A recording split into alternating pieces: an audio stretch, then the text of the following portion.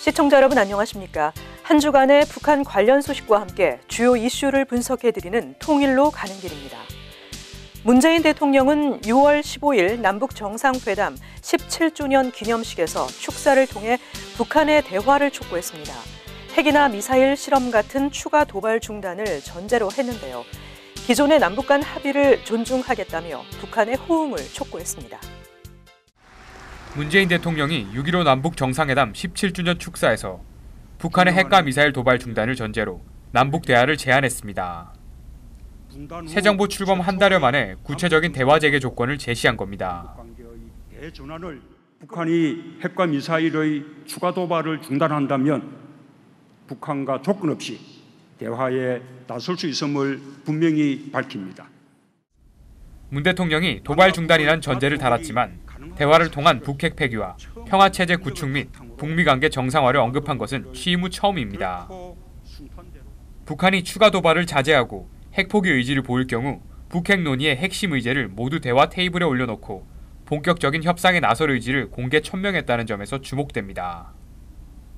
문 대통령은 대선 당시 북핵 폐기 방법론과 관련해 북핵 회기와 평화협정, 북미 관계 정상화는 포괄적으로 단계별 동시행동으로 해야 한다며 북한이 추가 핵실험과 핵고도화를 중단하면서 동결 검증하는 조치가 1단계, 완전 폐기가 2단계라고 언급한 바 있습니다.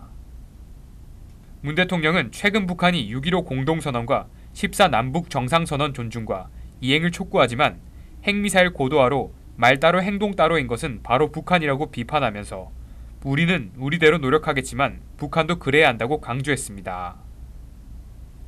또 문 대통령은 1972년 7.4 남북 공동성명, 1991년 남북 기본 합의서, 2000년 6.15 공동선언, 2007년 14 정상선언 등 일련의 남북 간 합의를 거론하면서 이런 합의들이 지켜졌더라면 또 국회에서 비준됐더라면 정권의 부침에 따라 대북 정책이 오락가락하는 일이 없었을 것이라며 따라서 남북 합의를 준수하고 법제하는 일은 무엇보다 중요하다고 말했습니다.